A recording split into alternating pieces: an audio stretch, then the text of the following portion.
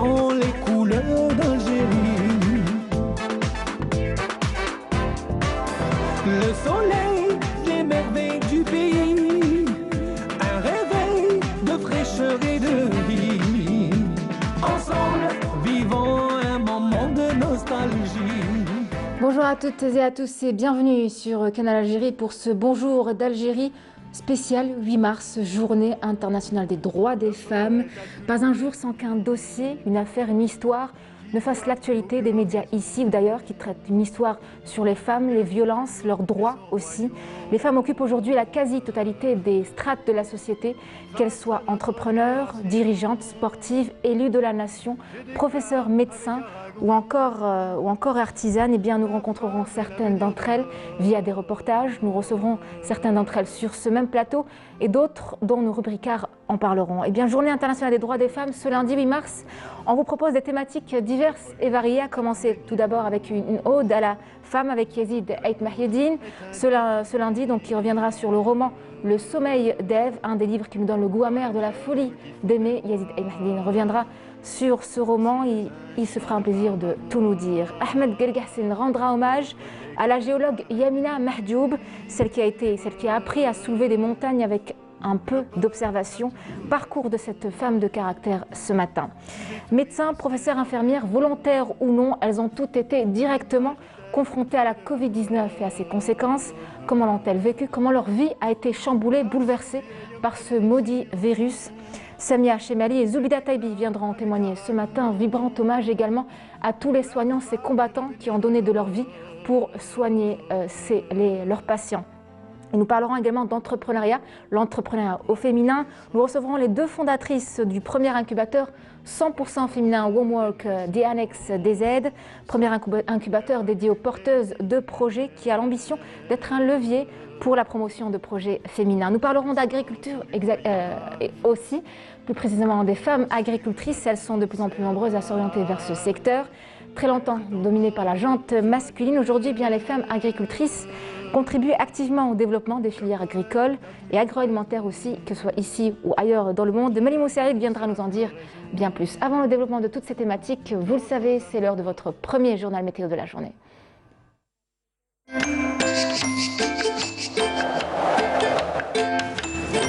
La météo vous est présentée par Mobilis. Mobilis, Aynama Kuntum. Le journal de la météo, c'est avec Feriel Chir. Bonjour. Bonjour à Comment vous. ça va? Vous êtes radieuse. Merci Cambo, je vous renvoie le compliment. Merci beaucoup. Alors aujourd'hui des pluies pour cette belle journée. Tout d'abord, permettez-moi de vous souhaiter bonne fête. Merci et de à vous souhaiter aussi. Une bonne fête aussi à toutes les femmes du monde entier. Une pensée à eux ce matin, courageuses, combattantes. Et qui avancent et qui font beaucoup de choses. Exactement. Donc tout d'abord, alors bonne fête à vous les femmes. Eh bien, on revient à la pluie. Effectivement, il a beaucoup plu hier. Excellent réveil à vous tous, à vous toutes et à vous aussi qui nous regardent. J'espère que vous êtes très nombreux à nous suivre ce matin. Donc il a beaucoup plu, bien sûr, d'après Météo Algérie. Ça va continuer aujourd'hui. Nous avons eu de fortes pluies accompagnées d'orages sur l'ensemble des régions du Nord. Météo Algérie a même émis une carte de vigilance concernant les wilayas du Nord, surtout l'Ouest et le Centre. Ça va continuer jusqu'à ce soir. Donc aujourd'hui, on prévoit un temps agité avec des averses de pluie sous forme d'orage sur l'ensemble des régions du Nord du pays, plus marqué vers l'intérieur. Sur la partie sud, on aura aussi une activité pluvio-orageuse. Au Nord-Sahara, au sud des oasis, des passages nuageux seront assez nombreux au fil des heures vers l'extrême sud, le Hogar, le Tassili. Ailleurs, le soleil tiendra bon. Les températures, les voici de saison en baisse donc vers l'intérieur du pays. 11 degrés à Al-Bayed, Relizan, Chlef, 12 seulement pour Dulfa, 16 à Tlemcen, Oran, 17 à Alger, Nabaskikda, 18 à Batna sur la partie sud, ça varie entre 27 et 28 degrés au Sahara central, 29 Ilizi, 28 Tamanrasset, 29 aussi pour Janet, 25 à Tindouf. Et enfin, un maximum de 37 degrés est prévu pour l'extrême sud.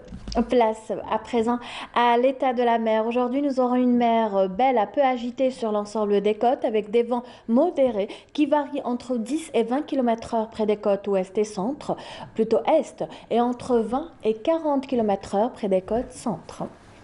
Aujourd'hui, donc, le soleil se couchera à 18h49. Vous avez toujours le site de Météo Algérie, les 3 www.météoalgérie.dz. Je vous remercie pour votre attention. Excellente matinée encore une fois. Bonne fête à vous, mesdames. Et à tout à l'heure. Prudence sur la route. À tout à l'heure.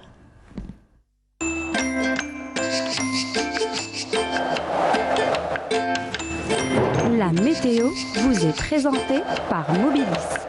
Mobilis, أينما كنتم. Merci Félia Merci non, pour la fleur.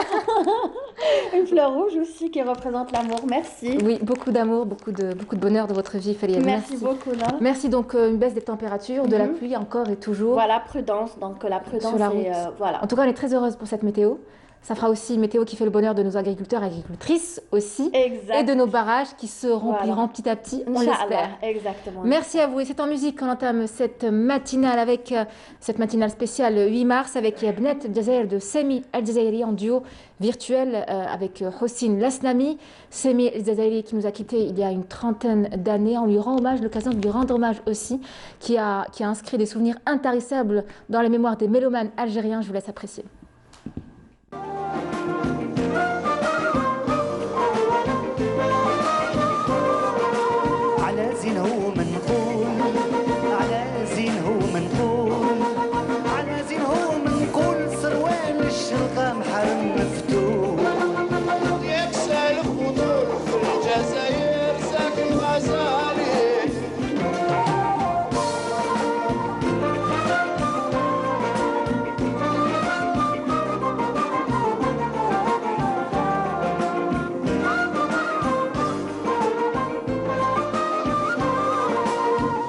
تشوف الزين اجي تشوف الزين اجي تشوف الزين يا محلى صنعة اليدين رضيت الوالدين وجبتهم شحال حلالي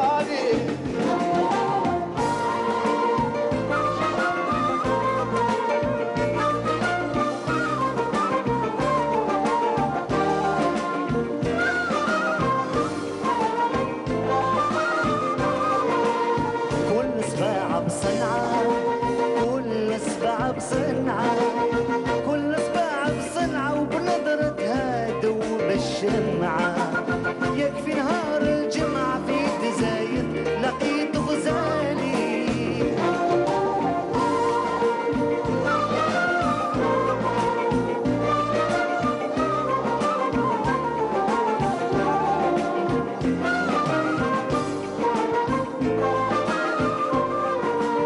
لابس الجلابة لابس الجلابة لابس الجلابة وشعرها البنت العزابة وانا حرقت بليلة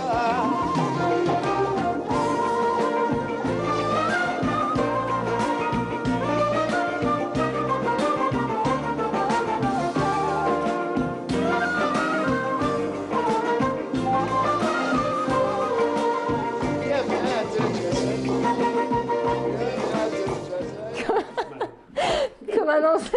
Voilà. Pardon, c'est avec Yazid Aït Mahidine qu'on commence. Bonjour. Ça va? Ah, vous faisiez le pitre tout à l'heure. Hein. Oui, il y avait ta conscience qui est là. Elle, ma conscience, heureusement Oui, qu'elle est là pour me bien. rappeler toujours les bases, les principes. Ah oui, elle a dit que c'était une journée. Ce pourquoi on se bat. Ah voilà. Merci, hein. Sa conscience. Elle vous remercie. Alors, Tranquille. Yazid Et Maheddine, vous nous emmenez aujourd'hui sur les traces d'un roman, toujours Mohamed Dib. Et avant sommeil tout, d'Ève. mais en fait, Mohamed Dib, c'est un grand écrivain algérien. Qui a toujours placé la femme au centre J'ai de ses oublié, récits. j'ai tout oublié. Je me rappelle d'une chose, qu'on est le 8 mars et je suis là pour t'offrir une Ah, rose. merci Voilà. beaucoup, une rose blanche en plus. Merci. Voilà. Elle pique, mais c'est pas grave, je vais faire comme si j'avais rien senti. En fait, mais j'ai tout oublié. Est-ce que vous pouvez Déjà, je vais vous poser une question. Dites-moi. Donc, on devait parler, donc on a parlé déjà d'un roman, il y avait un peu Les terrasses d'Orsol. Terrasse d'Orsol la dernière fois, donc et j'ai oublié en fait. Ah, vous êtes amnésique comme J'ai le oublié- personnage dans j'ai le oublié, roman. c'est comme Aïd, de Aïd, donc il s'appelle Aïd. Aïd, oui, oui. Ça me Mais écoutez, revient, on ça vous me pardonne. revient, ça me revient. On vous pardonne. Oui, ça me revient et aujourd'hui, je pense, c'est comme le roman, c'est la réussite. Le sommeil d'Ève. Sommeil d'Ève, sommeil d'Ève. J'espère que vous n'avez pas sommeil en tout cas. Sommeil d'Ève. Mais comme c'est le 8 mars, le 8 mars m'a habité, donc je ne sais pas, j'ai tout oublié. On m'a donné une rose pour te l'offrir. On m'a donné une rose pour te l'offrir. Donc voilà, J'apprécie. On m'a donné une Merci. rose pour te l'offrir. Voilà. Et j'ai un texte à lire, il me semble Bah, que ça. allez-y, tout est permis aujourd'hui. Je vais lire aujourd'hui le texte, je ne vais pas parler plus. En attendant Je vais qu'il lire le s'affiche texte. sur l'écran. Parce eh bien, que en fait, aujourd'hui, c'est la journée de la femme. On doit parler, on doit laisser les femmes s'exprimer. Merci. Donc, et j'ai juste lire. Tu as voulu forcer le destin, Faïna, et m'aimer. Or, ne force pas le destin. Il fait semblant de céder. Un moment, puis il reprend et prend le dessus, plus impérieux que jamais. Le loup qui s'est emparé de toi, c'est lui, et il est là-bas. Entend les mêmes terres que toi. Merci. Donc voilà en fait le texte de Mohamed Dib concernant Sommeil d'Ève, qui est un roman qui parle de l'amour et de la folie. Il expérimente un peu cet amour, cette passion amoureuse entre deux personnages, Solh et Faïna. Faïna qui est prise dans cet amour patient. Et pour cet amour, Mohamed Dib expérimente un petit peu la folie au point de faire appel à des référents mythiques, à savoir le loup et la louve, en faisant référence à un conte finlandais de Aino Kalas, La fiancée du loup, et puis du tableau de peinture de Simberg, c'est un graveur et peintre finlandais, dont il a fait référence à cette fiancée du loup. Donc voilà, la prochaine fois je reviendrai avec plus de détails. Bien sûr. parce L'histoire que- d'un amour impossible. Oui, oui, l'amour impossible. C'est pas uniquement ça en fait. Il travaille sur d'autres motifs, à savoir la folie, l'attente et la solitude, et cet amour entre un Algérien et une Finlandaise, et cette Finlandaise qui arrive au bout de la folie pour son amour pour Solh.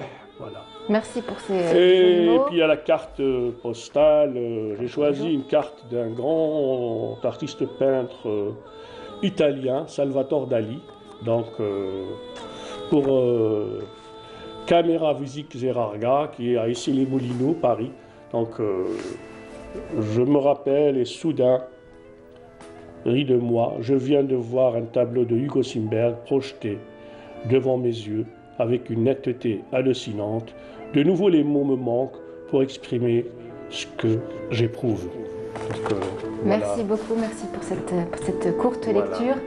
La prochaine fois, vous on- reviendrez toujours pour le sommeil d'Ève. Oui, oui, mais là, je pense que je dois rendre hommage à notre collègue Lamia Bedbouda qui a fait un travail vraiment, elle avait du talent à rendre hommage à 3 auteurs, Anna Griki, la Moujahida, Assia Djabar et Assia Ahlam Djabar Mostrami. et Ahlam Mostrami. Ahlam Mostrami, voilà. Donc paix à leur âme concernant Assia Djabar et Ahlam Mostrami. Donc voilà, c'est le reportage que vous allez regarder de Lamia Aboudbouda dans Ahlam le... Mostrami, elle est toujours vivante. Bien sûr. C'est Anna Griki, Anna Griki et, Je m'excuse, oui. Voilà. Oui. Donc, vous l'avez compris, dans le monde des lettres, eh bien, elles sont nombreuses, de plus en plus nombreuses, à y avoir inscrit leur nom. On vous disait Ahlam Zdralmi, Aïssa Djebar et Anna Greki, bien 3 femmes à qui notre journaliste Lamia Boudbouda a décidé d'offrir une fleur à chacune d'entre elles. Et c'est en couleur qu'on leur rend hommage. Regardez.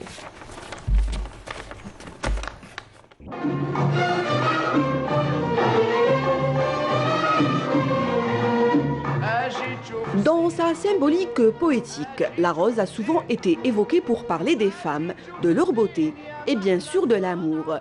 L'analogie entre les roses et les femmes est si évidente.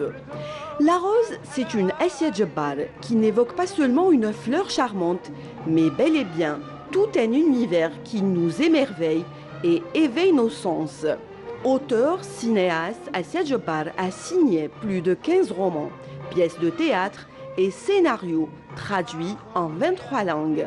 Dans les années 60, elle disait « J'écris comme tant d'autres femmes écrivains algériennes avec un sentiment d'urgence contre la régression, la misogynie. » 1980, elle signe Femmes d'Alger dans leur appartement, un célèbre recueil de nouvelles où les femmes d'Alger prennent vie, parole et se dévoilent. Assia Djebar de Cherchel à l'Académie française où elle sera la première femme africaine à siéger. Assia Djebar a comme un destin exceptionnel étroitement lié à l'avant-garde des luttes féministes. Dans le langage des fleurs, le gerbera est l'amour profond qu'on dédie à Ahlam Zdralmi. Cette femme de lettres en langue arabe fera ses études en Algérie et peaufinera cela par une thèse de doctorat sous la direction de Jacques Berck. Entre Beyrouth et Paris, l'Algérie n'a jamais quitté l'esprit de l'auteur. Elle écrira « Et il y a des pays qu'on habite et d'autres qui nous habitent ». 1993, elle présente Dhakiratul Jasad, Mémoire de la chair, classée parmi les 100 meilleurs romans arabes. En 1998, elle reçoit pour ce livre le prix Najib Mahfoud et elle enchaînera les succès littéraires avec Fawd al-Hawas, Abir Sarir, Nisyan.com, Al-Aswadu Yaliqu Biki, Qulubuhum Ma'ana wa Qanabiluhum Alayna. En 2006, Forbes Magazine la désigne comme la romancière ayant le plus de succès et parmi les 10 femmes les plus influentes du monde arabe. L'iris est le symbole même de la beauté et signifie arc-en-ciel. L'iris évoque sagesse, espoir et courage, représente si bien Anna Greki, la poétesse algérienne native des Aurès. Dans ses poèmes, elle déclarait son amour pour l'Algérie et son peuple. De son vrai nom, Colette Grégoire, elle s'engagera dans la guerre d'Algérie. Emprisonnée, torturée et expulsée en 1958, elle regagnera la Tunisie et se mettra au service du FLN. Là, elle rassemble ses poèmes dans le recueil Algérie, capitale Alger. Dans son poème El Amel, dédié à Jacqueline Guérouge, elle dira « Tendre comme une femme qui soigne des fleurs, tu dis à douce voix des mots accusateurs, ces balles que tu as dû leur tirer au cœur pour que vive ce pays qui sait son honneur. » Des femmes qui auront marqué la littérature algérienne. Autre femme de poigne ce matin à qui on rend hommage, eh bien, la défunte géologue Yamina Mahdioub qui est décédée le 25 décembre dernier. Paix à son âme, nos condoléances à sa famille et à ses amis, à ses proches. On lui rend ce matin hommage parce que la préservation de la nature, la maîtrise aussi de la nature est une affaire de tous et c'est toujours d'actualité. Et parce que cette dame a donné sa vie entière à la transmission de son savoir à plusieurs génération. Et pour en parler, eh bien, on a avec nous Ahmed Hassan, bonjour. Bonjour Nour, bonjour à tous vos téléspectateurs. Comment ça va? Alhamdoulilah, bonne fête à toutes les femmes du monde. Merci, je vous remercie. J'aimerais Vous relancez le compliment, j'y arrive pas. Il n'y a pas de problème. Très bien. Alors, vous avez choisi justement de nous éclairer sur les travaux et actions de En fait, Yamina elle s'est Diop. imposée, elle vient de s'éteindre, ça fait quelques mois, donc à la fin de l'année 2020, elle s'est éteinte. Et elle s'est imposée, non pas parce que je l'ai connue, elle a été l'une de mes profs, parce que en fait, j'ai un ami qui a été l'un de ses élèves, c'est Abdraouf Fari, qui n'a jamais arrêté de parler de Yamina Mahjoub, connue par son surnom Mimiche. Mimiche par-ci, Mimiche par-là. En fait, elle a marqué beaucoup de générations de géologues en Algérie. Elle a été l'une des premières géologues, parmi les premiers. C'est une femme, donc déjà elle est née en 47, donc quand elle ouvre ses yeux, c'est carrément la révolution algérienne, c'est la guerre, la famille se déplace de Betna à Constantine, donc, et elle choisit le chemin de l'école. C'est ce qu'on a vu la dernière fois avec France Fanon qui a parlé de toute la révolution en fait, qui s'est passée dans la société algérienne, qui a compris le rôle de la femme, qui auparavant avait plutôt un réflexe à la protection de la femme et qui pendant la Révolution voyait tout à fait normal de voir ces filles, ces femmes monter dans le Djebel, dans le maquis pour lutter pour l'indépendance et pour participer autant que l'homme à l'indépendance du pays. C'était tout à fait normal. Et c'est un point, je pense, irréversible parce que c'est un acquis chèrement payé par les femmes. Et depuis, donc, il y a toutes ces femmes qui sont initiées à l'enseignement, qui ont appris à l'école, mais ça n'a pas été simple pour elle. Donc, comme Mimiche, elle a fait ses études à Constantine, à l'école, elle a fait ses études primaires, puis le lycée, puis elle est venue à Alger pour l'ENS de Cuba. Et de là, elle passe à l'université d'Alger pour faire sa licence en géologie, et puis son DEA, troisième cycle, doctorat troisième cycle et doctorat d'État. Tout ça, c'est pour résumer un peu juste quelques étapes de sa vie, mais c'est tout un parcours parce que il y a son amie, Madame Ftoma Aouimer Chikhi, qui a écrit un hommage, et elle l'a tout simplement consacré au problème du toit pour la femme. Parce qu'à l'époque, les enseignantes n'avaient pas le droit au logement. Parce qu'elles étaient femmes célibataires, mais elles étaient enseignantes, elles n'avaient pas autant de droits que les hommes. Donc il a fallu qu'elles se battent, même pour ce droit qui est naturel d'avoir un toit sur la tête. Donc, ce qui est impressionnant chez chez Mimiche, pour l'appeler, tel que ses élèves qu'elle considérait comme ses enfants. Et il adorait. Hein. Et bien sûr. Donc elle les a formés, elle faisait le terrain avec eux. Alors justement, est-ce qu'elle faisait plus de terrain? Est-ce que c'est le genre de géologue qu'on voyait plus sur le terrain ou en laboratoire pour ses recherches? Un géologue que vous ne voyez pas dans le terrain n'est pas un géologue. Donc j'imagine exactement, c'est une science qui est liée à la nature, qui fait partie de la nature. Donc c'est une femme qui faisait parler les pierres. Donc tout simplement, c'est ça Mimiche. Et elle maîtrisait son savoir et elle maîtrisait sa spécialité à tel point qu'elle est devenue une référence mondiale. Donc elle est connue. Donc elle a une vingtaine d'articles qu'elle a publiés. 300 sont dits décisifs, donc sont dits majeurs dans la spécialité. Je ne saurais pas vous parler, par exemple celui-là, Bulk Kinematics from Shear Zone Patterns. Donc parmi les plus grands noms de la géologie du monde.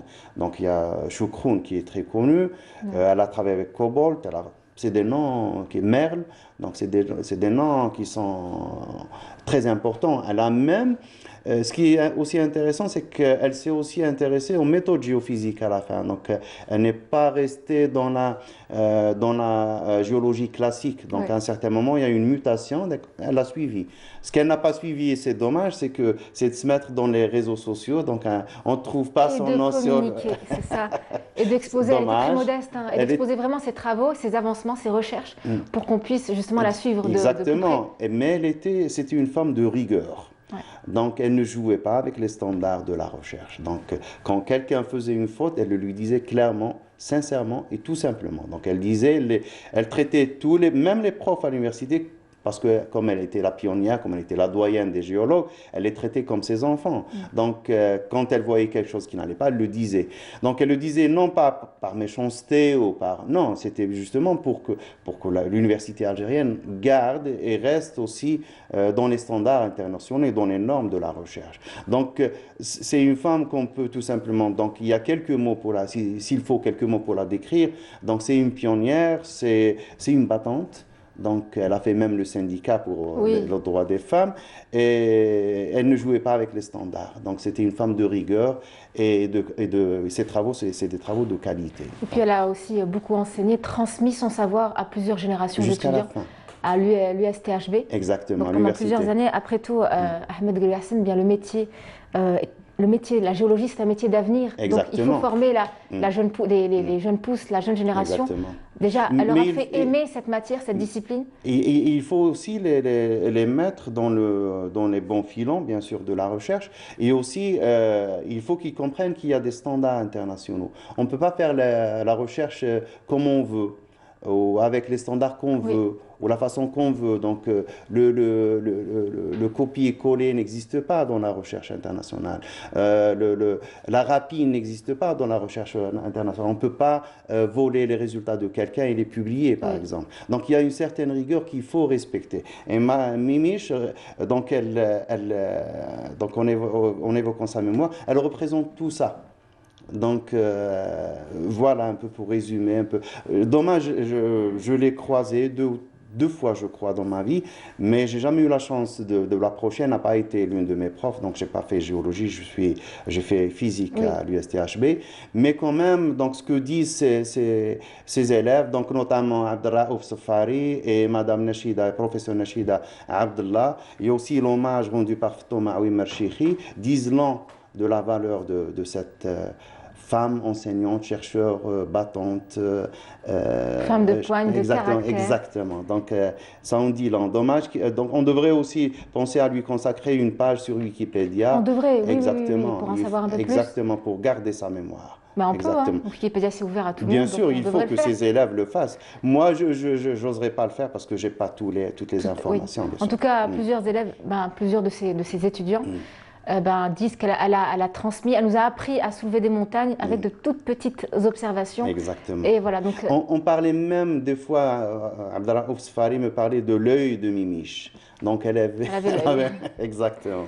Merci Ahmed Ghaliassine, merci d'avoir rendu hommage à la géologue structuraliste, c'est comme ça qu'on... Exactement. Voilà, donc Yamina Mahdioub nous a quitté décembre dernier.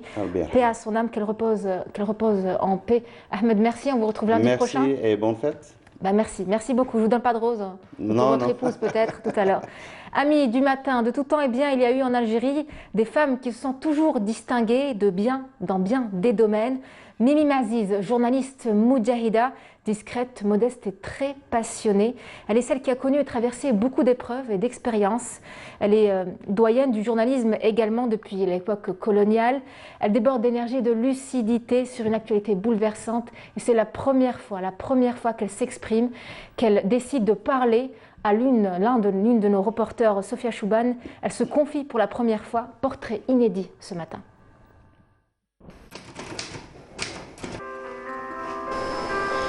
Mimi Maziz a été à la pointe de tous les combats.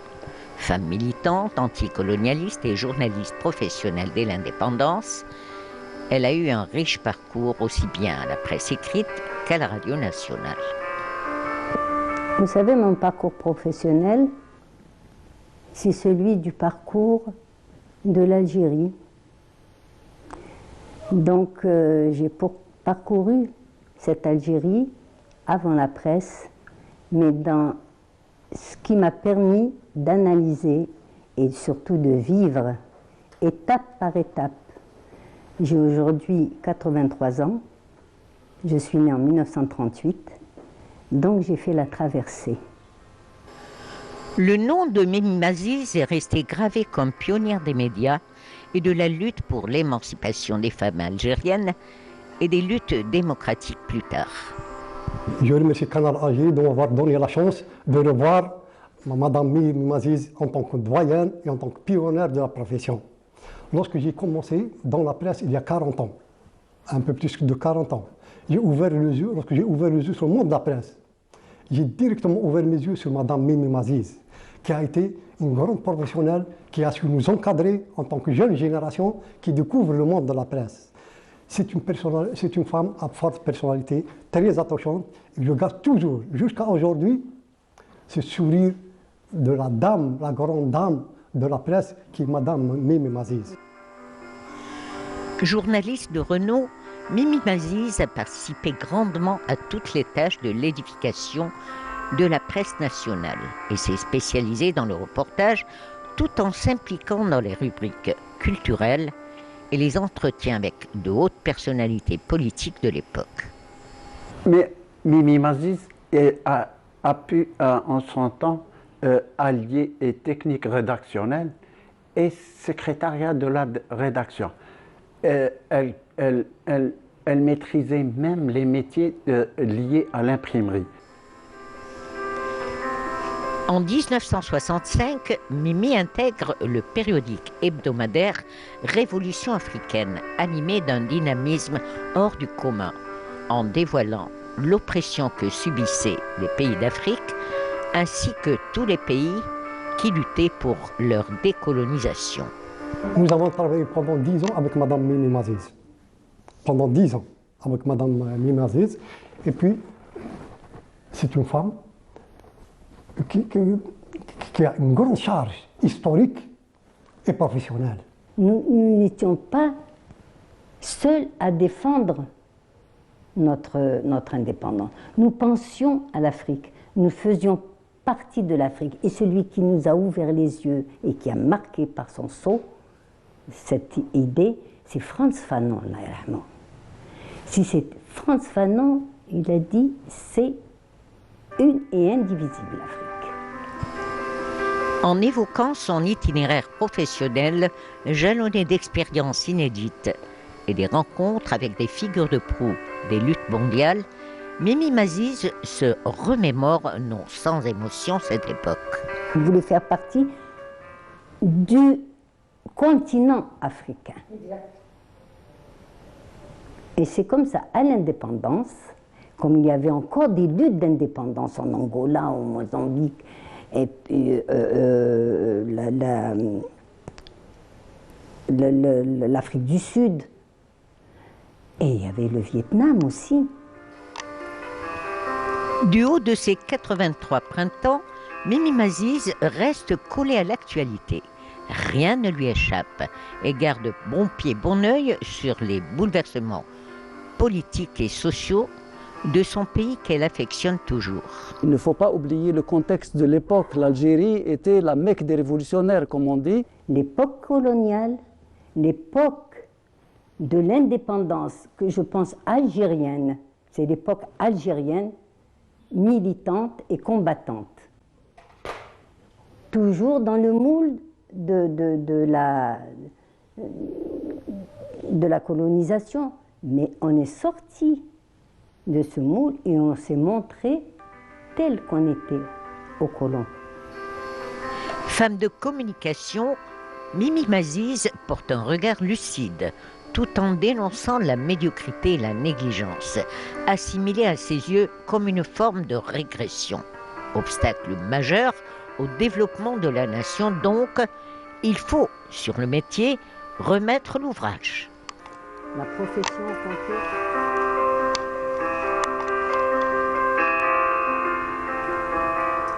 Et on la remercie, Mimi Maziz, cette journaliste Moudjerida qui, pour une fois, a ouvert ses portes à notre reporter Sophia Chouban et à toute notre équipe de Canal Algérie pour pouvoir justement retranscrire, mettre un nom, des mots sur tout ce qu'elle a subi, vécu et à son tour tout ce qu'elle a couvert comme événement en étant journaliste.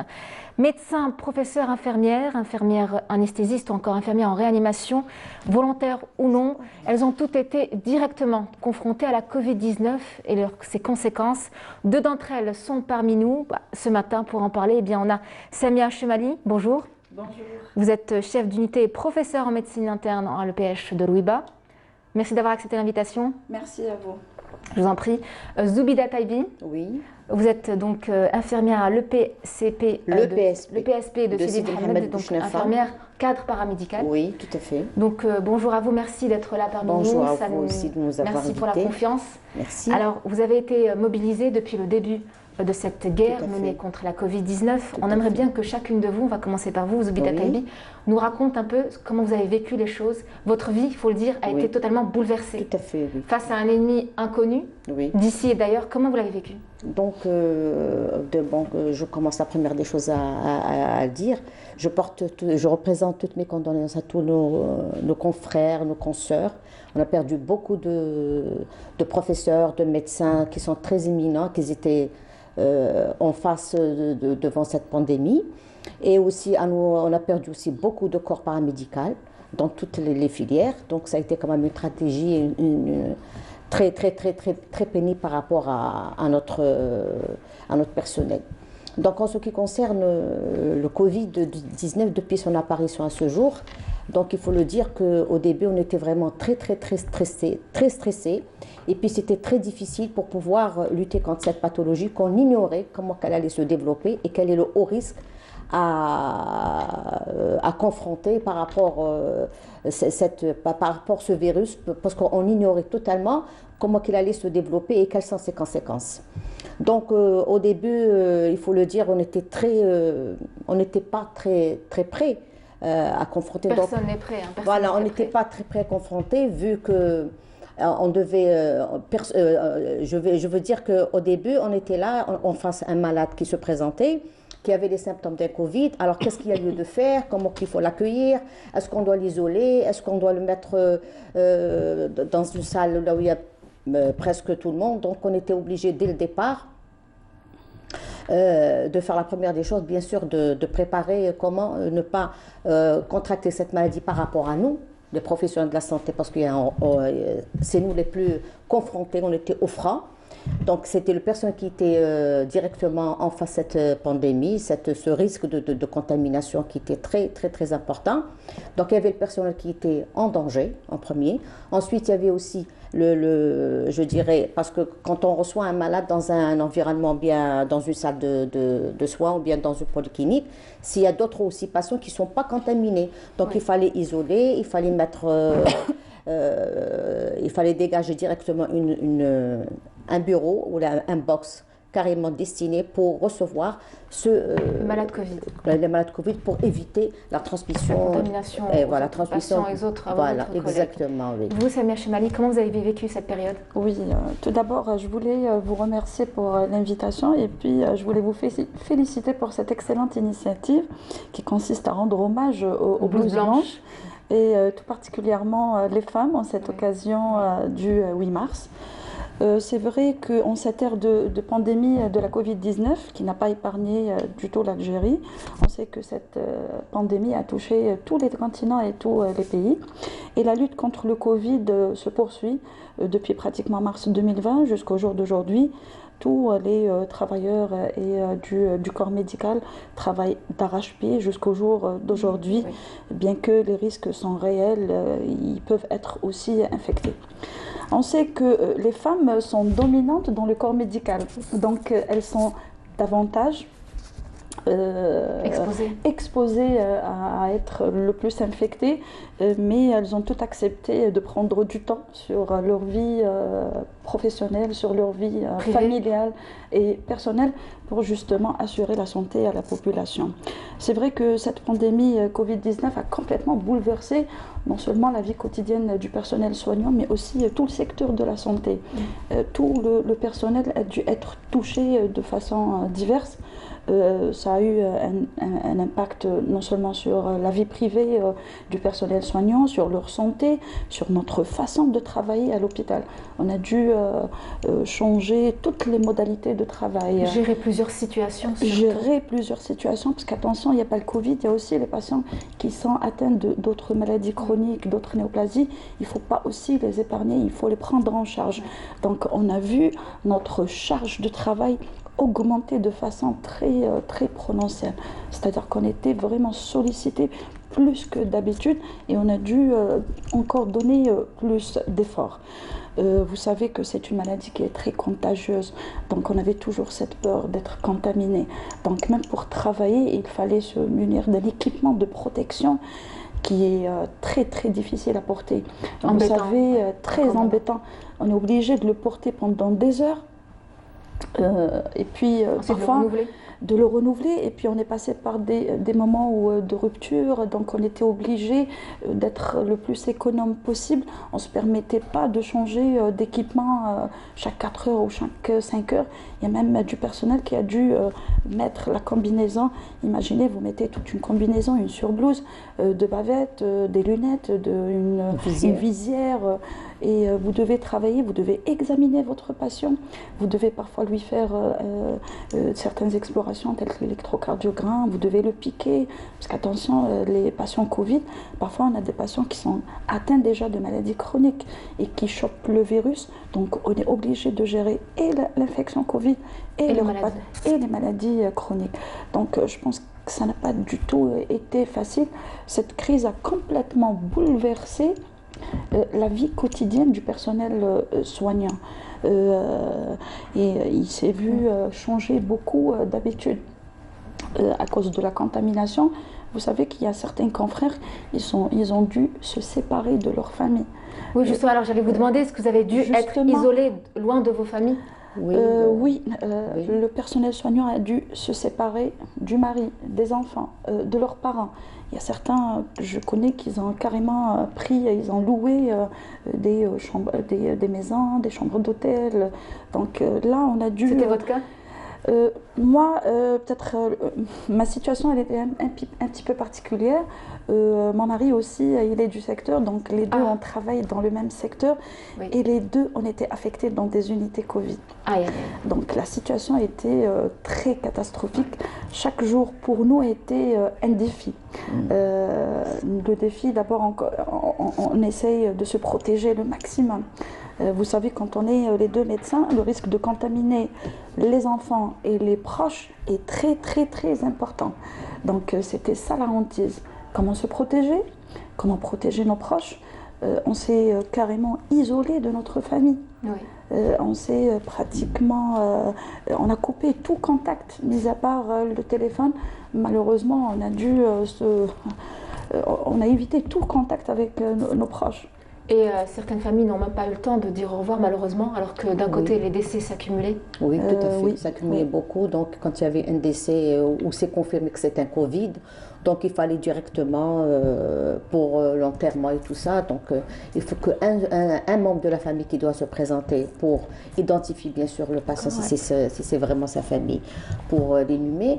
Donc, et là, il n'y avait plus de funérailles. Même nous, dans notre secteur, on avait perdu un collègue. C'était le début de la Covid. C'était Dr Tilmati Lermo. Donc, où il était malade et puis il a contracté le Covid et par la suite, bon, il est décédé. Et pour justement tout ce qui est funérailles, même les collègues, on n'est pas tous partis pour les funérailles, vu qu'il y avait un très grand risque de contamination. Et puis vous étiez y compris sa famille qui n'était pas partie. Il y avait juste un frère qui a assisté à son enterrement et l'équipe, bien sûr, qui était chargée de ça. Est-ce que vous devez justement former, j'imagine qu'il y a eu un manque d'effectifs, est-ce que vous êtes vu former des personnes de tout âge, de tout secteur médical? Oui, effectivement. Pour justement apporter une aide supplémentaire rien qu'à la réanimation, les former à la réanimation? Oui, on a dû mobiliser tout le personnel soignant. Parce qu'attention, il est extrêmement difficile pour nous de voir des confrères, des amis qui finissent par être affectés. Oui. Nous aussi, on a été affectés et à plusieurs reprises. Et on n'a pas hésité à continuer à travailler. Il y a même des médecins qui étaient des cas suspects, des gens fébriles et qui s'étaient affectés le jour même dans des unités Covid. On n'avait pas de personnel. Ils ont pris la décision de travailler. Vraiment, je tiens on les remercie. À les remercier vivement et un très grand respect pour ces gens-là. Parce que sans eux, c'était pas possible. Il y avait des étudiants, des stagiaires aussi qui ont mis la main, qui ont prêté aussi assistance. Bon, les internes n'ont pas participé parce que la fac avait pris la décision de les écarter durant la pandémie. Et c'est ce qui a été encore plus difficile pour nous. Donc, le personnel réduit, beaucoup de charges de travail. Donc, ça n'a pas été facile de trouver une organisation pour pouvoir isoler tous les patients qui sont atteints de Covid et pouvoir travailler avec eux tout en respectant tous les gestes barrières et les règles de distanciation. Parce qu'attention, notre hantise à nous, surtout médecins, c'est la décontamination. Oui. Parce qu'on est vecteur, on peut jouer le vecteur de la chaîne de transmission, on peut transmettre ce virus d'une unité à une autre ou bien d'un patient à un autre. Donc c'était ça la plus grande responsabilité. Tout ça, je pense que ça a eu un impact très très important sur notre psychique. Oui, on en parlera juste après. Déjà, le fait de voir vos confrères tomber un après l'autre, il y a des décès, c'est vraiment... On a vécu des moments très très tragiques, mais on a continué à travailler. On devait faire face, on devait lutter contre ce virus. Je pense que l'impact aussi psychologique était très important. On avait affaire à un ennemi qu'on ne connaît pas. Une pathologie nouvelle, oui, c'est une pathologie qui est nouvelle, c'est un virus, c'est un nouveau virus. On n'a pas assez de connaissances sur ce virus. On apprend de jour en jour, donc on a dû jouer aux médecins, mais aussi aux psychologues. Attention, la peur, elle est légitime, hein, et parfois on a peur. C'est toute cette peur d'être contaminé, de transmettre le virus. De mourir aussi. Et de mourir aussi. La crainte de mort, elle est très difficile. Parfois aussi, le fait d'être incapable de traiter un patient, parfois c'est très difficile à accepter. Merci, en tout cas vous parlez avec émotion, on le sent à votre voix, on le voit aussi avec vos émotions faciales. Merci d'être là. Restez avec nous mesdames, on passe quelques images et on revient juste après. Merci.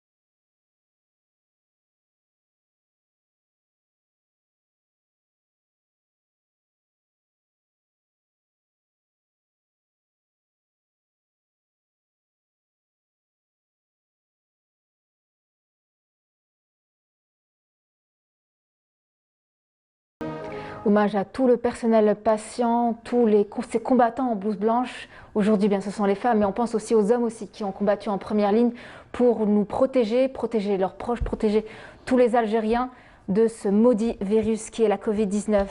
Zoubida Taibi, oui. Alors Samia Chemali parlait de l'aspect mental, l'aspect psychique que vous deviez gérer. Oui. C'était dur parce qu'on a l'impression qu'il y a aussi un travail de psychologie à faire.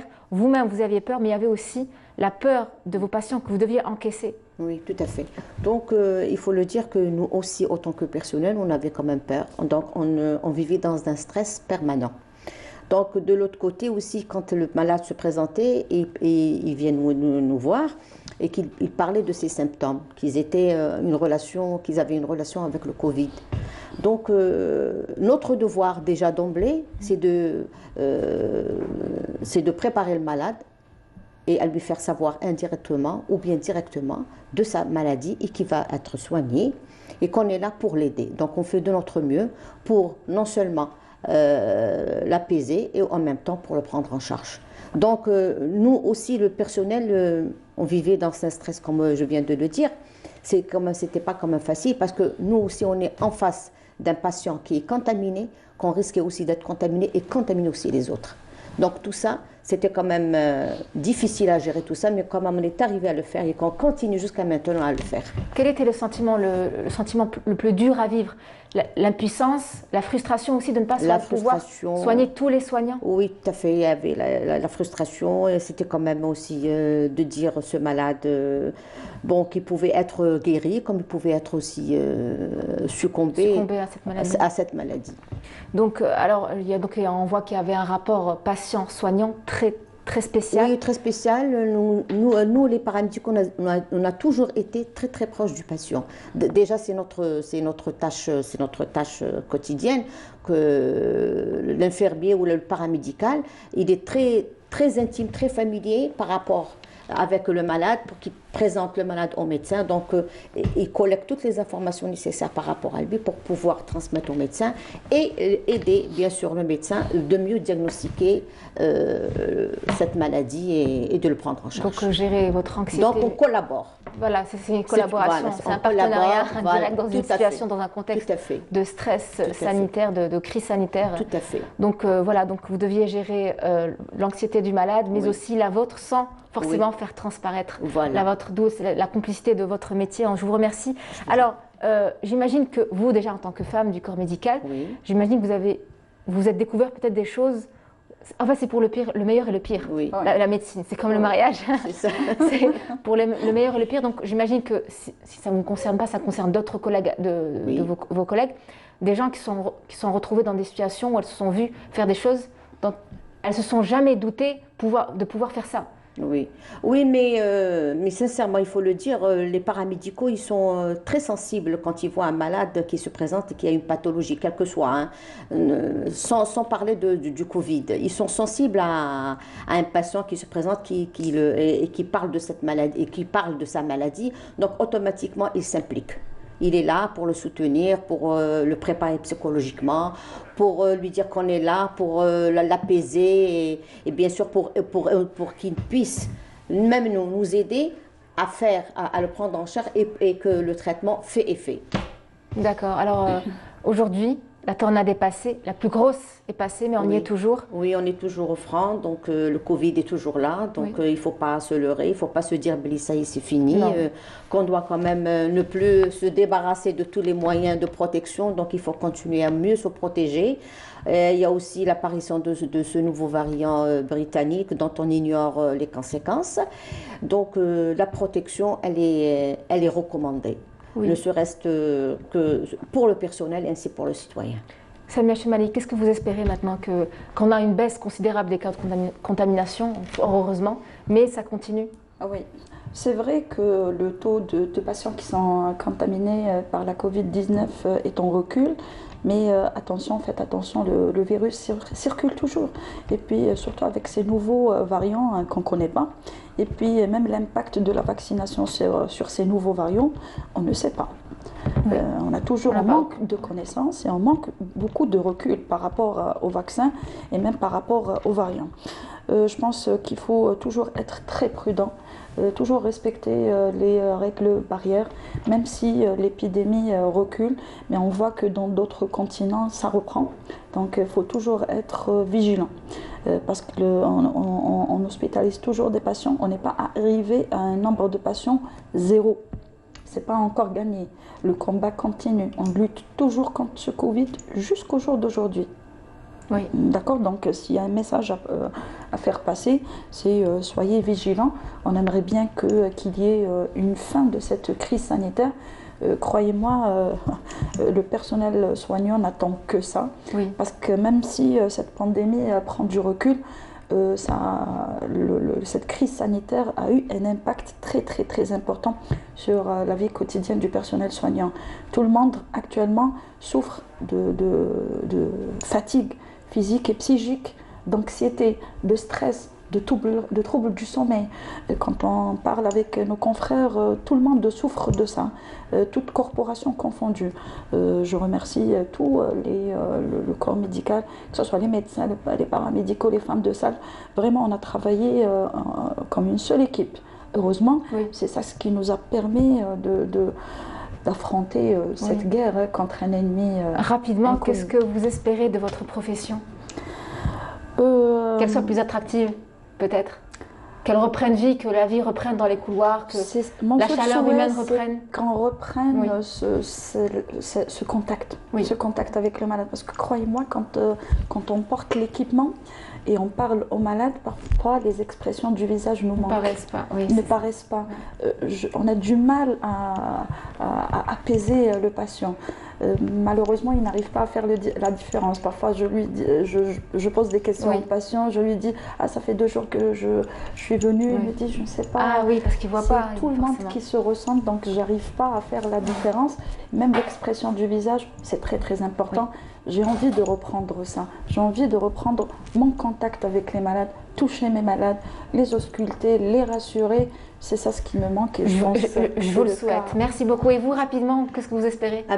Ce que j'espère, bien sûr, comme elle a dit le docteur, le professeur devant nous, Madame Chemani. Donc, c'est vrai qu'il faut quand même, on aimerait bien reprendre nos habitudes d'autrefois et d'être beaucoup plus à l'aise et beaucoup plus confiant pour qu'on puisse travailler dans un climat serein. Et bien sûr prendre nos malades avec un esprit plus ou moins ouvert afin de le soigner correctement. De faire au mieux votre métier. Voilà, merci beaucoup. Merci Zoubida Taibi. Je rappelle que vous êtes infirmière, cadre paramédical à l'EPSP de Sidi Mohamed. Oui. Merci à vous également, Samia Chemali. Donc je rappelle que vous êtes chef d'unité et professeur en médecine interne donc à l'EPH de Rouiba. Merci beaucoup. Merci beaucoup. Et on vous souhaite une bonne continuation et bon courage. Tenez le coup encore.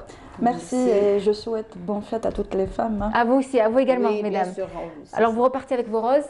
Voilà. Merci. C'est ça que vous avez choisi. Ce matin, on rend également un vibrant hommage à tous les soignants, qu'ils soient hommes ou femmes, qui se sont sacrifiés pour s'occuper, soigner de leurs patients, des malades de Covid-19. Ces combattants morts sur le front de l'épidémie, le Covid-19 les a emportés malheureusement alors qu'ils exerçaient leur métier, leur mission. Merci beaucoup. On revient juste après. Nous sommes bien à Swegui, une commune à 70 km au sud-est de la wilaya de Médéa. En cette période de l'année où les gens de la région sont occupés aux travaux des champs. Une zone à fort potentiel agricole, comptant de nombreuses fermes et des terres fertiles, enchâssées entre le territoire de la commune voisine de Bni Slimane. Fatma Zohra fait partie de ces rares chefs d'exploitation. Elle a repris la ferme de ses parents. تربيت في مناخ تاع فلاحه. انا حببت هذا الشيء ومع صغري كانوا هذا اللي راك تشوفي فيهم خدامين لما يكونوا هما رافدين كان كلش على الزوايله كان كلش يخدموا فيه تقليدي يرفدوا ذيك الشبكه تاع القمح انا نشد فيها ونبدا ندعلج ونبدا راكبه وما يخافوا عليا بعدي منا كذا بالك يقول لك الولد تاعها يعيط ولا كاش ما يصرى لها ولا حاجه ولكن نحب نخدم هذاك الشيء نحبه. بعد خرجت يديروا البحيره راني معاهم يخدموا الفلاحه راني معاهم يروحوا يحرثوا انا معاهم. ومن بعد مع طول السنين وكذا ولما كبرت قعدت هذاك الشيء حتى ولما تزوجت ما تزوجتش انا بزاف صغيره حوالي 24 ولا 25 سنه ولكن ما قطعتش هذا الشيء نجي لعند بابا ونخدم معاه ما خطيتوش.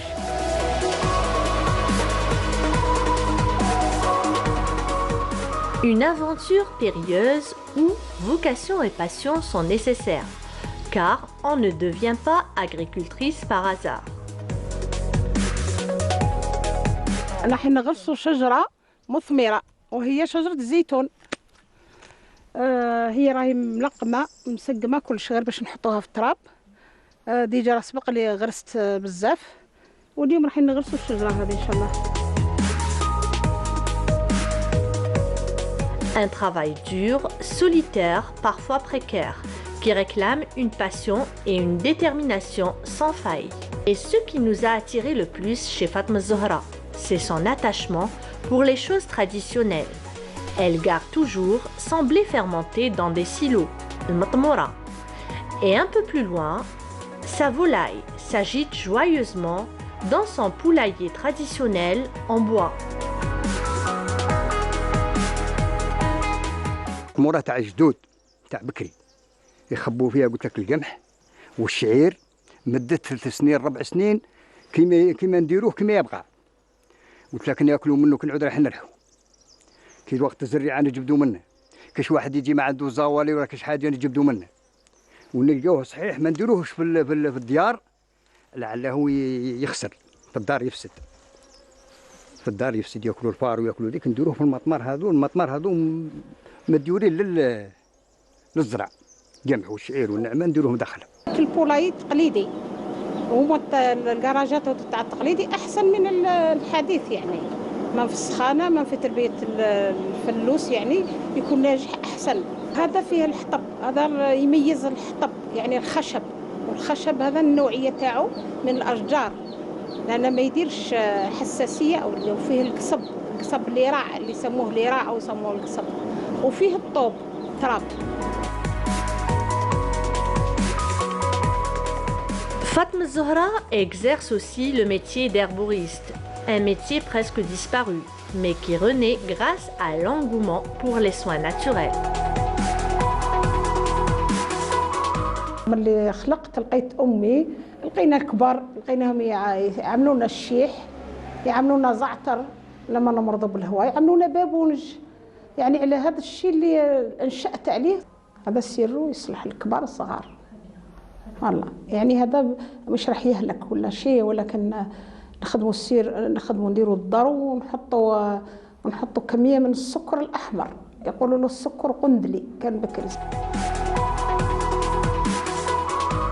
Selon Fatma Zahra, la femme agricultrice algérienne doit travailler dur pour devenir indépendante et participer au développement de leur famille, de leur région et même de leur pays.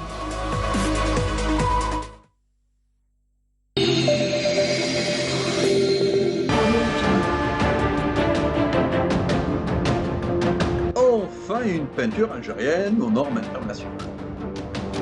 Tous vos besoins en peinture intérieure, peinture métal, préparation de support ou peinture extérieure, choisissez Coral Peinture. Coral Peinture, c'est les maths à faire.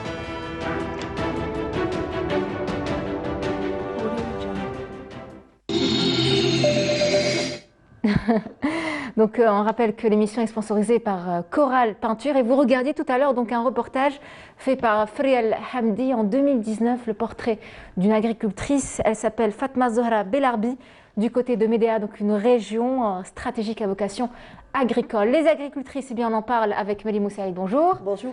Comment ça va? Très bien. On réaménage un peu la rubrique coin vert. Bah oui, il faut bien. Hommage aux femmes. Actualité oblige, hommage aux femmes. Bonne fête à vous. Merci. Vous prendriez tout à l'heure une rose, celle qui vous plaira le plus, sauf la blanche. C'est Yazid qui me l'a offerte. D'accord, alors la blanche, je ne la pas. Pas de souci.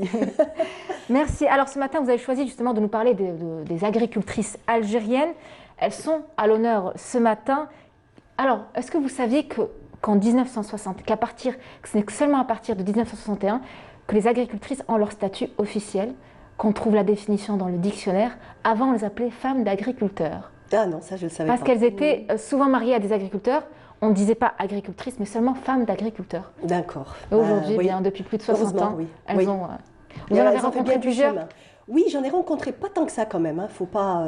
Faut être honnête, c'est que... Il n'y en a pas beaucoup. Pas beaucoup, mais en fait, elles sont là, mais généralement, elles sont toujours dans l'ombre. Oui. C'est exactement ce qui se passe. C'est un petit peu l'idée de femmes, d'agriculteurs. Voilà. En fait, elles sont là, c'est un élément, c'est un maillon on va dire, de cette chaîne-là, mais très souvent, elles sont, on va pas dire marginalisées, tout simplement. La société un petit peu conservatrice, patriarcale, ça fait qu'elles sont là, elles contribuent, donc leur effort est réellement palpable. Mais après, le statut, elles ne réussissent pas à l'avoir. Bon, ça commence à changer. Ça commence à changer. Donc, quand même, ces dernières années, il y a énormément de femmes agricultrices, donc qui avec carrément leur carte d'agricultrice et tout. Elles commencent, on va dire, à rentrer, que ce soit des femmes lettrées ou pas lettrées. Oui. Donc, ça n'a pas d'importance. Elles rejoignent donc ce groupe qui était généralement un groupe fermé dédié uniquement aux hommes. Donc, c'est vrai qu'elles se sont mises sur le devant de la scène. On retrouve beaucoup alors d'apicultrices. Donc c'est vraiment un métier on va dire qu'elles ont pu aborder beaucoup plus facilement. Donc apicultrices, il y a même aussi des femmes éleveurs, on en retrouve énormément. Donc elles s'affirment beaucoup plus. Et bien entendu, la situation précaire, parce que généralement elles ont des situations précaires, mais là maintenant ça commence quand même à changer. Voilà. D'accord, alors donc un métier dominé essentiellement, totalement même par la gente masculine. Il y a toujours des préjugés, on leur dit, alors beaucoup se sont reconvertis.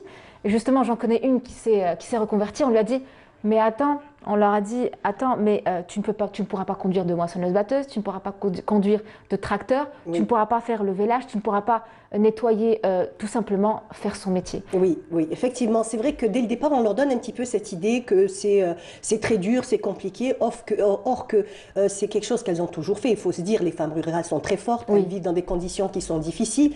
Grâce à elles, il faut savoir que c'est grâce aux agriculteurs que tout le pays continue à tourner et elles ont réellement leur place. Donc, effectivement, c'est vrai qu'on avait l'impression que c'était compliqué, mais pas tant que ça, puisqu'elles réussissent à le faire aujourd'hui. Et comme je te l'ai dit, donc apicultrice ou alors éleveur aussi, donc de bovins, d'autres aussi. Alors, il y a aussi le lapin qui est assez facile à faire. Donc, elles ont vraiment investi ce domaine-là et elles donnent vraiment un rendement, on va dire, très, très intéressant, si ce n'est crucial. Et en 2020, donc, il y a eu une étude, on va dire, sur le territoire national et à peu près 60 000 agricultrices. Donc, ceux-là, elles sont sur le devant de la scène. Elles ont été, on va dire, elles sont comptabilisées, on sait qu'elles existent, mais il y a encore des milliers derrière qui sont pas répertoriées. Qui sont répertoriées, effectivement. Donc, comme par exemple, on va parler de l'huile d'olive. On a eu un prix. C'est quelque chose d'exceptionnel, mais derrière cette huile d'olive, il faut savoir qu'il y a des mains de femmes. Oui, donc c'est des heures et des heures de cueillette, de ramassage dans des conditions très difficiles. Généralement, il fait toujours très froid, donc c'est très compliqué. Voilà, donc on n'y pense pas vraiment. On se dit, ah oui, c'est beau l'huile d'olive, voilà, mais il faut savoir qu'il y a des femmes derrière. Voilà. Alors le travail manuel, c'est vrai qu'il peut repousser les femmes à s'orienter vers ce secteur, vers ce domaine, l'agriculture. Mais aujourd'hui, il y a la technologie qui avance. Exactement. Ça se digitalise de plus en plus. Il y a des machines, je donne un exemple, on a des vaches qui sont connectées aujourd'hui avec un collier qui donne toutes les données qu'il faut pour savoir quand est-ce qu'il faut la traire, quand est-ce qu'il... Voilà, c'est moins compliqué, moins contraignant qu'autrefois. Ça, il faut le dire. Ça commence, on va dire, à être un peu plus facile, plus accessible. Mais ce que je voulais dire, c'est que ces femmes-là on va dire, ont investi. Maintenant, comme vous l'avez dit, c'est des femmes qui sont capables de conduire des tracteurs, qui sont capables d'avoir aussi des équipes. Parce que de manager des équipes. Voilà, de manager des équipes. Donc, c'est des hommes.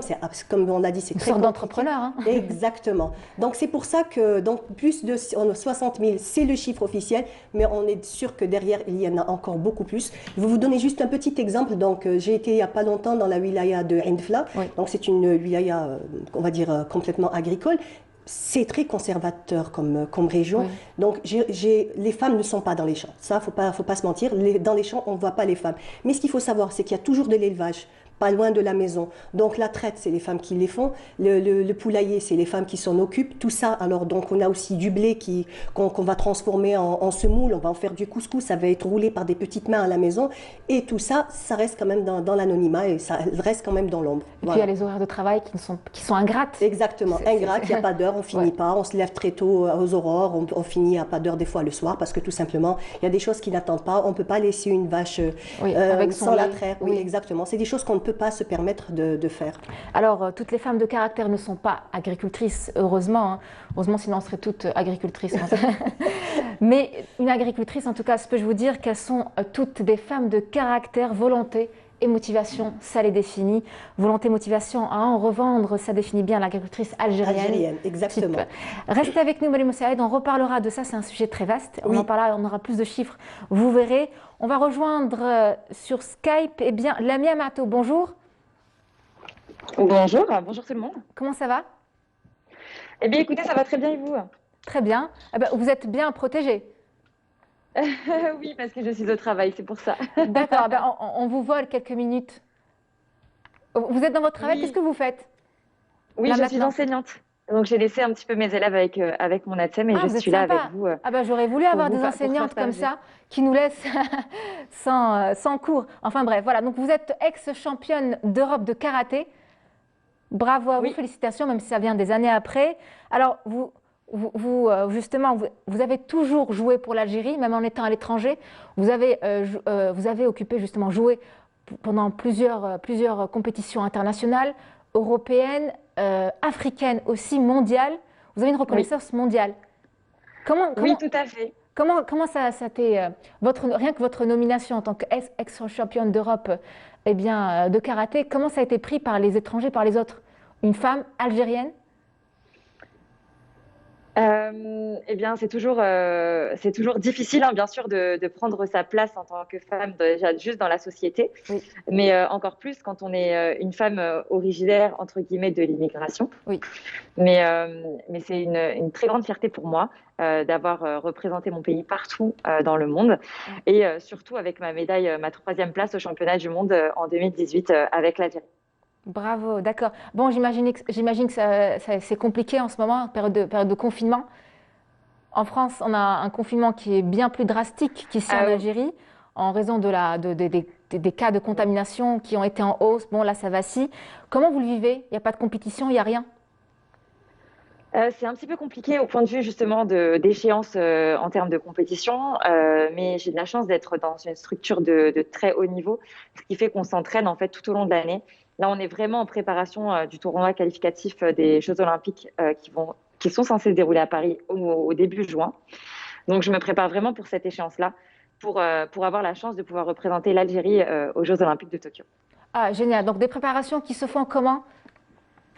Eh bien, écoutez, je m'entraîne tous les jours en termes de karaté, mais sinon, j'ai 3 séances de préparation physique dans la semaine et une séance de préparation mentale. Voilà. D'accord, super. Donc, d'accord. Non, en fait, c'est pour ça qu'on dit qu'une athlète ou un athlète, lorsqu'il est à l'arrêt pendant 6 mois, c'est foutu. Il faut oui, si on s'arrête toujours là, dans le coup, c'est pas possible, hein, c'est trop difficile pour rester à jour et rester en forme, bien sûr. Parce que malgré tout, nous, on est dans une situation comme celle que vous avez évoquée juste avant. Néanmoins, les autres pays ne sont pas dans des situations aussi drastiques que la nôtre. Donc, eux, ils continuent à pouvoir s'entraîner. Si nous, on s'arrête, on prend du retard par rapport aux autres. Oui. Et après, le retard, il est beaucoup trop important pour pouvoir le récupérer. Alors non, vu que je veux me qualifier aux Jeux Olympiques et je veux faire une médaille aux Jeux Olympiques, je ne m'arrête pas. Tout à fait. Alors, les Mématobe, on vous a dérangé, vous étiez en train d'enseigner. En vous mobilisant encore 2-3 minutes, qu'est-ce que vous enseignez actuellement? J'enseigne de tout, en fait. J'enseigne en maternelle, donc je fais à la fois du français, des mathématiques. Ah, d'accord, c'est vraiment un deuxième métier. Alors, oui. Vous vous êtes reconverti quelque part ou vous avez toujours fait ça, même lorsqu'on était hors crise sanitaire? Oui, j'ai toujours fait ça. Ça a toujours été un métier qui me passionne. J'adore travailler avec les enfants. Je trouve ça incroyable quand les enfants comprennent quelque chose et qu'on voit dans leurs yeux des étoiles qui pétillent complètement. D'accord. Alors, bon, on a la Lamia Matoub karaté woman, voilà. Et on a la Lamia Matoub qui est très maternelle, très avenante, de côté. Eh bien, exactement, parce qu'une femme, malgré tout, ne se définit pas par qu'un seul rôle. Pendant des années, on a défini la femme comme la femme au foyer ou la femme maman. Et maintenant, Dieu merci, les mœurs se changent. Et il faut le dire, une femme, ce n'est pas uniquement une maman ou une femme au foyer, c'est aussi quelqu'un qui est capable de faire plein de choses et d'avoir plusieurs casquettes différentes. Comme par exemple, comme je vous ai dit, être athlète de haut niveau, avoir un métier, pouvoir s'occuper de son foyer et plein d'autres choses encore. Et la femme, bon, je risque de heurter certains hommes, la femme fait bien plus de choses que les hommes.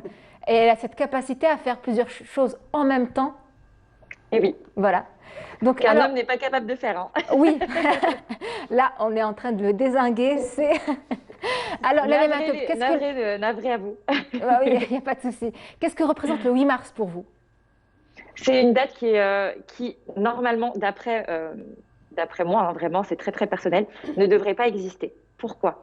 Parce que si elle existe, ça veut dire qu'il y a toujours des différences entre les femmes, et exactement, les inégalités, merci, entre les femmes et les hommes.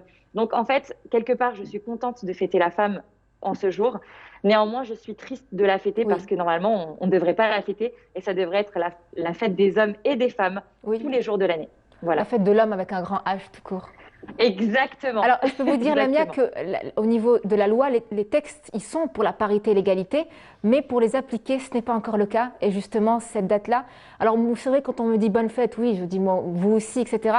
Mais ça reste une date quand même de lutte pour les droits de la femme, une date qui remonte à les années 60, 50, où les femmes ont marché, ont arpenté, ont investi les rues pour revendiquer leurs droits de vote, le retour des hommes, de leurs maris, leurs époux, sur du front, donc qui reviennent à la maison. Donc ça représente beaucoup de choses. Et le 8 mars, c'était en Allemagne que ça avait commencé, grosse marche, les femmes ont investi les rues pour revendiquer tous leurs droits et on a mémorisé une des grosses dates. Voilà.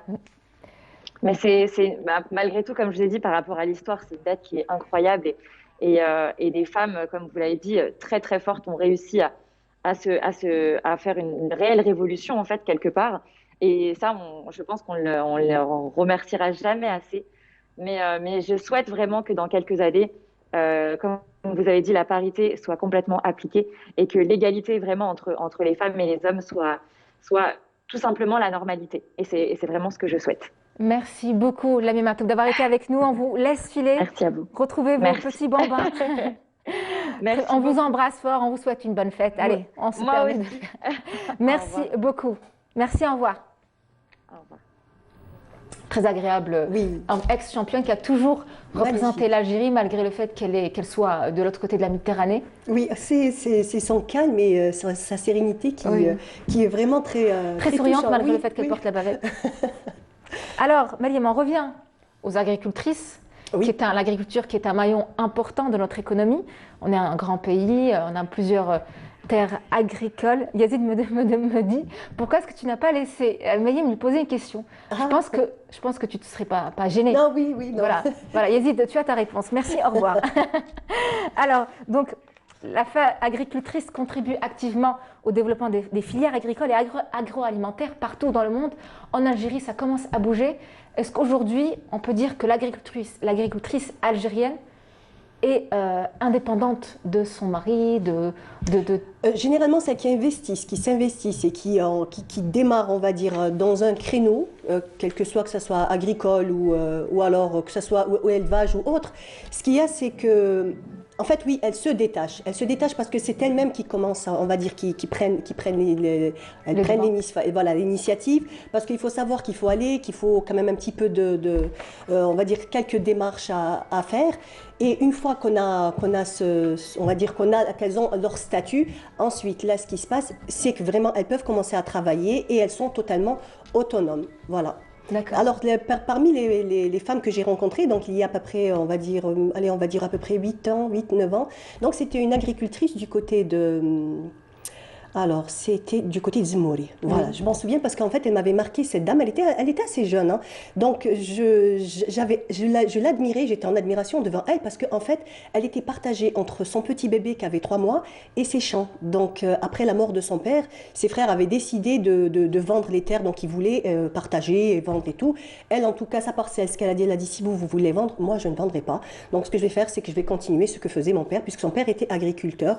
Et effectivement, elle a réussi à le faire avec 2 petits-enfants. C'est vrai qu'elle avait son mari, il faut dire la vérité. Il y avait son mari qui l'avait aidé parce que être à la maison avec des enfants en bas âge et tout ce qui s'ensuit, et comme on l'a dit, d'être agricultrice. Même du couple. Voilà, exactement. Donc, il l'a vraiment aidée, mais elle a réellement, on va dire, réalisé son rêve. Donc, elle a continué le métier de son père et elle est devenue agricultrice alors que ses propres frères avaient changé de créneau. C'est pas pour rien qu'elles sont des femmes de caractère. Hein. Voilà. Donc, c'était chouette quand elle m'a dit, bon, j'ai fini d'arroser, maintenant il est 10h du matin, il va commencer à faire chaud. Donc, elle est rentrée à la maison, elle est partie, elle a préparé elle a préparé le déjeuner pour ses enfants et tout, et elle s'est occupée de son petit. Et elle m'a dit, je reviendrai en fin de journée dans mes champs. Voilà. Ah, super anecdote. Voilà, donc pour dire que c'est vraiment... En tout cas, on regrette de ne pas avoir pu avoir des agricultrices algériennes. Elles sont sur les champs, elles sont sur le terrain, elles ne peuvent pas s'absenter une seule journée et laisser leur bétail, leurs champs sans elles tout court. Non, pas du tout. Alors, on a des chiffres, Mariam Moussaïd. En Afrique, 62% des femmes actives travaillent dans le secteur agricole. Écoutez bien. 80 62, 58 en Asie, sauf le Japon, 7% en Amérique latine, 4 en Europe, 1 seulement en Amérique du Nord, 62 en Afrique. Bon, c'est vrai que l'Afrique c'est un grand pays, beaucoup de terres agricoles, mais quand même la femme africaine met la main à la pâte. Et aujourd'hui, bien, elle n'attend pas que les hommes aillent. Elle prend les devants. D'après l'histoire, ce qu'on dit, on dit que c'est la femme qui a inventé l'agriculture. Parce qu'à l'époque où l'être humain était encore chasseur-cueilleur, donc le mari allait chasser, donc ça prenait quelques jours, il partait comme ça 2-3 jours. Donc elle se retrouvait seule avec les enfants à la maison et tout. Et en fait, à ce qui paraît, c'est vraiment un hasard comme ça qu'elles ont commencé. Et c'est elles qui ont commencé à, on va dire, le premier agriculteur était une femme, c'était pas les hommes. Oui, puisque les hommes étaient des chasseurs. Voilà, des chasseurs.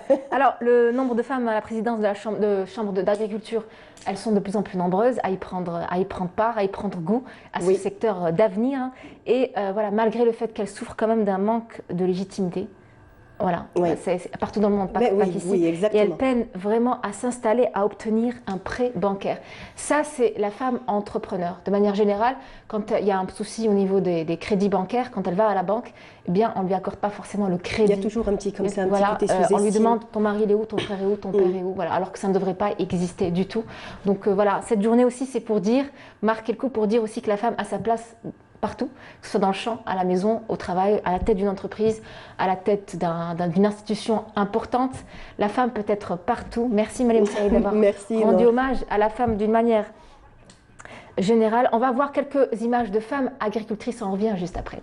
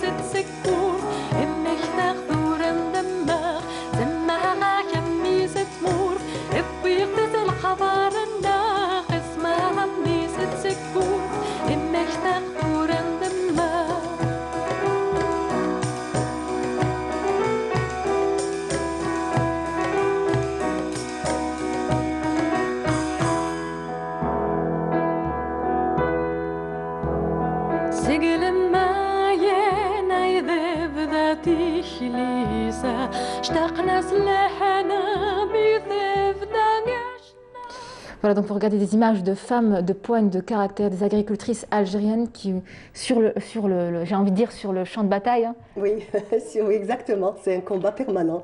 C'est un combat permanent pour s'affirmer, pour gagner aussi on va dire, leur journée. C'est pas évident. J'ai eu dernièrement aussi encore, on va dire, c'est pas une anecdote, mais c'est une réalité. Oui. C'est que dans les champs, très souvent, les gens qui ont planté, qui ont de grandes surfaces, font appel aux femmes pour venir. Alors ça, c'est dans la wilaya de Tipaza, ça s'est passé l'été dernier. Donc, des gens qui avaient des hectares de haricots oui. Qui étaient arrivés à la maturité, donc avaient besoin de main-d'œuvre pour cueillir ces haricots. Donc, il faut faire très vite, parce que quand le fruit ou le légume arrive à maturité, il faut le ramasser rapidement. Donc, ce qui s'est passé, c'est qu'en fait, il n'avait pas trouvé de main-d'œuvre, parce qu'il y avait beaucoup de gens qui n'avaient pas envie d'aller dans les champs, puis c'est pendant l'été, donc il fait très, très chaud. Et ben, c'était les dames d'un certain âge, donc qui habitaient dans les villages avoisinants, oui. qui étaient venues faire voilà, ce métier ou ce job, parce que c'est un job d'été quand même. Donc, heureusement qu'il a trouvé. Et c'était des dames d'un certain âge. C'est ça qui était, parce que généralement, celles qui sont très jeunes, il faut savoir, comme je l'ai dit, c'est pas évident d'aller dans les champs et tout ce qui s'ensuit. Et ben, ça a été on va dire les grands-mères qui se sont portées volontaires, et c'est elles qui ont fait la cueillette de son champ, et c'est grâce à elles qu'il avait réussi à sauver toute sa récolte qu'il avait peiné pendant des mois à la faire arriver jusqu'à terme. Et heureusement, Malem Moussaïd, que vous êtes là pour nous raconter, pour nous conter ces petites anecdotes croustillantes. Sans vous, bien, on n'aurait pas eu écho de merci. En tout cas, n'hésitez pas à nous ramener des agricultrices. Il n'y a pas de souci. Voilà. Prochaine fois, ce serait intéressant de voir les difficultés auxquelles elles sont confrontées dans la vie de tous les jours. Exactement. Et qu'on ne connaît pas, nous qui sommes voilà, à la capitale. On ne sait pas ce qui se passe. C'est vrai qu'on est loin, donc de préférence que ce soit elle qui nous raconte ça de vive voix. Tout à fait. Restez avec nous, Malem Moussaïd. Restez, on revient juste après avoir visionné cette courte séquence. Il était une fois dans le bonjour. Alors c'est la Moudjahida Raymonde, elle est au maquis, les armes à la main. Regardez cette femme de poigne. Ensemble, apprécions les couleurs d'Algérie. Le soleil. Jamila Bouhired, Ourida Meddad, Malika Gaïed, Raymonde Marie Péchard. Oui, cette Algéroise tombée au champ d'honneur en 1957 est tout un symbole, un véritable hymne à la liberté et à l'émancipation. Dans le milieu syndical, Raymond Marie Péchard, dont le père était un cheminot, a adhéré depuis son jeune âge au Parti communiste algérien. Première réaction de l'administration coloniale, entamer une véritable chasse à l'homme et traquer cette militante à Constantine, où elle a milité à l'Union des femmes algériennes. L'une de ces militantes de cette organisation, Lucette Hadjali, témoigne de la noblesse du combat libérateur mené par Raymond Péchard. Nous étions dans la même organisation féminine qui s'appelait l'Union des femmes d'Algérie. Moi, j'étais une des responsables nationales et elle était responsable dans le Constantinois, dans Constantine, pour tout le Constantinois, toute la région constantinoise. Et donc, elle ne venait à Alger que quand nous faisions des réunions des responsables départementales. À l'époque, c'était les départements français, bien entendu. Et donc, elle venait à Alger pour ces réunions. C'était, bon, notre organisation, c'était une organisation féminine qui rassemblait à la fois des Européennes, des Algériennes d'origine européenne et des Algériennes musulmanes. Et nous étions une organisation, une association anticolonialiste. Nous luttions contre les méfaits du colonialisme. Voilà. Et donc, elle venait, et c'était une fille extrêmement dynamique, très motivée, maintenant, puisque c'est un terme à la mode actuellement, très motivée, très engagée dans le combat politique. Elle était communiste aussi, et donc elle participait à toutes nos actions dans cette période-là.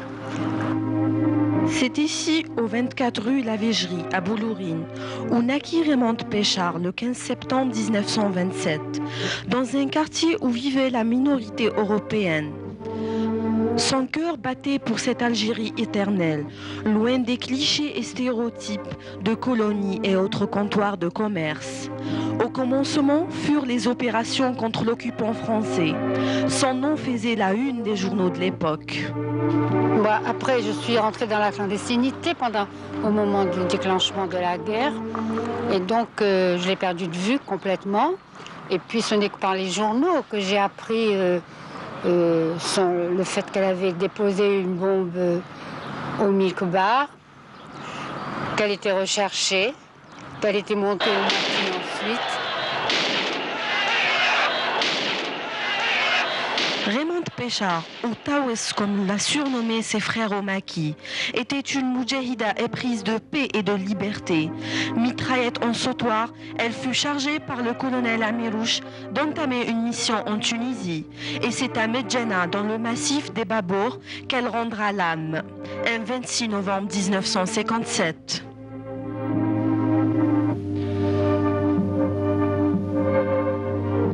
Après d'intenses combats, elle est morte les armes à la main. La moudjahida Nafissa Hamoud, Mziane Mustafa et Daniel Mine ont été arrêtés. Raymond Péchard, Henri Maillot, Maurice Audin, Fernand Yveton et d'autres Français sont morts au pied de l'autel de la liberté. L'Algérie éternelle reconnaîtra le martyre de cette belle sainte génoise, annonciatrice d'un été fertile et fécond. Gloire à nos valeureuses martyrs, eh bien c'était l'Algérienne Raymond Marie Péchard qui est morte au maquis, les armes à la main, paix à son âme. Mariam, très beau reportage. Très beau reportage, oui, en magnifique. tout cas. Reportage fait par Lamia Boudbouda qui l'a fait avec ses tripes. C'était compliqué. Elle s'est documentée, la Bibliothèque nationale. Elle devait avoir des autorisations. C'était très compliqué. On la remercie, Lamia, qui est aujourd'hui revenue avec un reportage sur les fleurs. Donc, deux thématiques qui se rejoignent quelque part et pas du tout. Voilà, Alors, Mariam, vous me disiez tout à l'heure qu'en Algérie, on appliquait la parité au niveau des salaires, alors qu'ailleurs, dans beaucoup d'autres pays, c'est pas le cas. C'est pas le cas.